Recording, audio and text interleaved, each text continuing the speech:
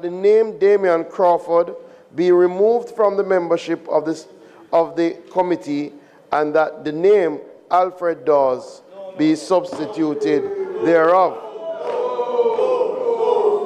Madam Speaker. This isn't about personalities. It's about precedent. Because the most important thing that happened in Parliament wasn't who was removed. It was that no reason was given. And when an institution acts without explanation, it isn't being neutral. It's building a new habit. Madam Speaker, I beg to move that at the next meeting of the House, I will move the following motion. Be it resolved with reference to the resolution approved by this Honourable House on October 21, 2025, appointing a Public Administration and Appropriations Committee, that the name Damian Crawford be removed from the membership of the committee, and that the name Alfred Dawes be substituted thereof. Madam Speaker,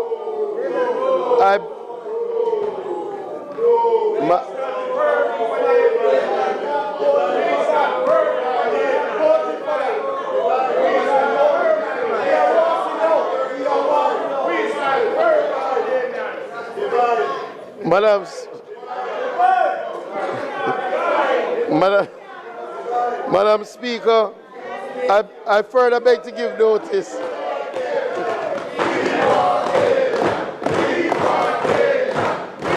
House, it depends on what you want him for. Members, the House is a serious place, so are you asking for a vote, and are you asking for a divide, or are you playing around? We don't reach, no. Madam Speaker, I further beg to give notice at a later stage today I will move for the suspension of the standing orders to enable me to take this motion. Madam Speaker, I beg to give notice at the next meeting of the House I will move the following motion. Be it resolved with reference to the sessional joint select. Listen, this whole thing isn't really about Damian Crawford. That's just the face people see. What's bothering me is how it was done. Because when Parliament makes a move like that and puts no reason on the official record, something subtle happens. Not emotionally, structurally. The House avoids setting precedent. It becomes easier to do the same thing again later. And power quietly shifts away from what's written down and toward pure discretion. That's not conspiracy. That's just how institutions slowly change their habits. Once you normalize the idea that committee membership can be altered without explanation, you've quietly lowered the accountability bar. Nobody has to say it out loud. It just becomes the new normal. And here's the part people miss. A bad reason is actually safer for the public than no reason at all. A bad reason can be challenged. It can be quoted later. It can come back to bite you. But no reason given? You can't cross-examine that. It creates this fog where everybody has an opinion, but nobody can pin responsibility. The action stands no matter who's arguing on social media. That's why this isn't just narrative spin, it's insulation.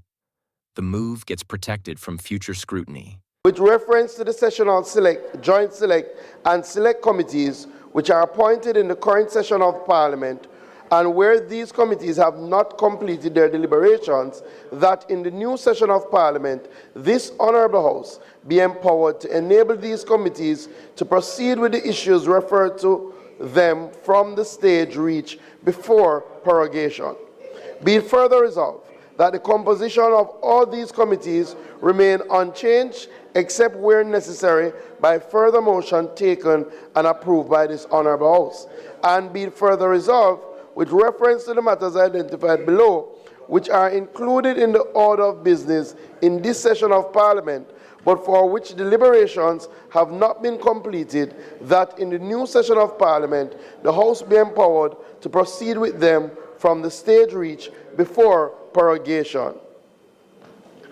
A bill entitled An Act to Establish a Regulatory Framework for Shared Communities to Allow Oversight by the Real Estate Board for the use of and operation of common property to provide for the regulation of the rights and obligations of the proprietors and for connected matters. 2. Private members' motion number 8. Madam Speaker, I further beg to give notice at a later stage today, I will move for the suspension of the standing orders to enable me to take this motion. They're trying to. And if nobody really challenges it, a quiet rule settles in. That committee assignments are just managerial decisions, not political ones. Which sounds harmless. Until you remember that committees are where real oversight happens.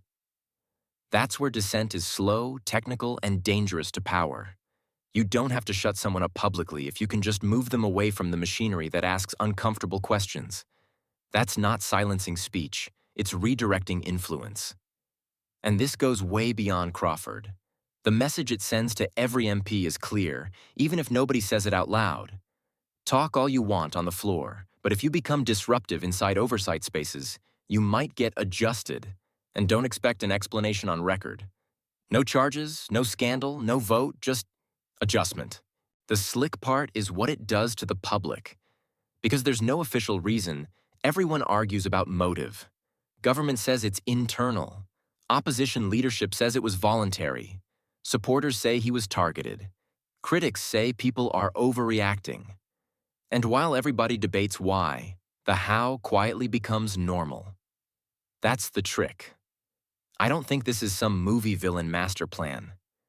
But I do think it's one of those convenient precedents that ends up benefiting whoever holds power, no matter the party. That's how institutions drift, not with conspiracies, but with things that are easier not to explain. And that's why the real issue isn't they're silencing people. That sounds dramatic and easy to dismiss.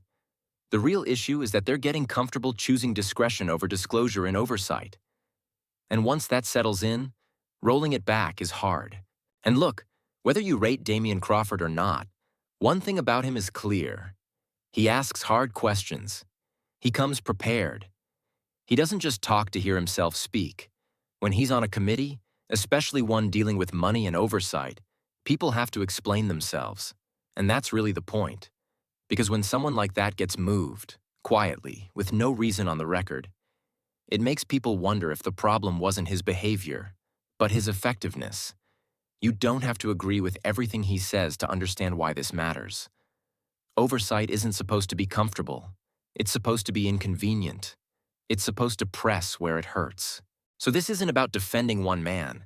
It's about defending the idea that people who ask tough, informed questions shouldn't be sidelined without explanation. Because once that becomes normal, the real loser isn't Damian Crawford. It's accountability.